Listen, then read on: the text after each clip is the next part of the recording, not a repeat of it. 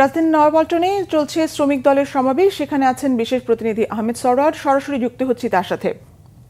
সমাবেশের এখনকার অবস্থা সম্পর্কে আমাদের জানান, বক্তারা কি বলছেন? আপনি জানেন যে ২টার সময় যেই আজকের এই শ্রমিক সমাবেশ শুরু হওয়ার কথা জাতীয়তাবাদী শ্রমিক দলের উদ্যোগে মহান মে দিবস উপলক্ষে, সেটি সকাল 10টা থেকে এখানে আসলে কার্যক্রম শুরু হয়েছে, কিন্তু আনুষ্ঠানিকতা এখনো শুরু হয়নি।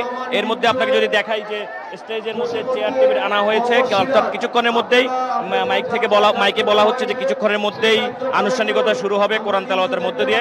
এতক্ষণ জাসাসের শিল্পীরা এখানে যারা জমায়েত হয়েছিলেন তাদের জন্য সঙ্গীত পরিবেশন করেছেন এই শ্রমিক দিবসকে কেন্দ্র উদযাপনের জন্য। এরই মধ্যে ঢাকার আশপাশে ঢাকা মহানগর 2 কর্মচারীরা আজকের এই সমাবেশে যোগ দিয়েছেন। আপনার ফকিরাপুল থেকে শুরু করে কাকরাইল এই পুরো রাস্তাটাই আপাতত বন্ধ হয়ে গেছে। যান চলাচল তো বন্ধই, লোকজন চলাচলেরও কিছু বেশ খানিকটাই কষ্টই হচ্ছে এখন। এর মধ্যে মাইক থেকে বারবার বলা হচ্ছে যারা মিছিল নিয়ে ঢুকছেন কেউ যেন স্টেজের কাছাকাছি না আসেন। অর্থাৎ আপনি বুঝতেই পারছেন যে এরই মধ্যে অবস্থা কি হয়েছে, যে স্টেজের কাছে যেন লোকজন না আসে, সেজন্য বারবার স্টেজ থেকে বলা হচ্ছে। কিছুক্ষণের মধ্যে শুরু হবে। আমরা যতদূর জানতে পেরেছি বেলা 4টার পরে ভারপ্রাপ্ত চেয়ারম্যান তারেক রহমান লন্ডন থেকে এই শ্রমিক সমাবেশে যোগ দিবেন এবং তিনি শ্রমিকদের উদ্দেশ্যে আজকে শ্রমিক সমাবেশে তার নেতৃত্বে তার দল যদি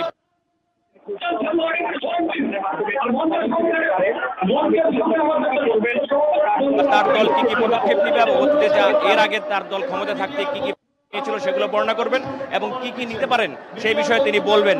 তার বক্তব্যের জন্য আসলে সব এখানে অপেক্ষা করছে। তার বক্তব্যের বিএনপি মহাসচিব মির্জা ফখরুল ইসলাম আলমগীর এবং দলের নেতৃবৃন্দরা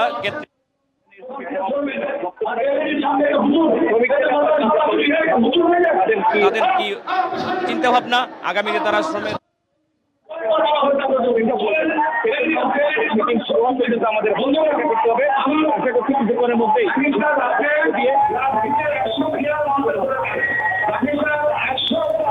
ধন্যবাদ আহমেদ সরোয়ার।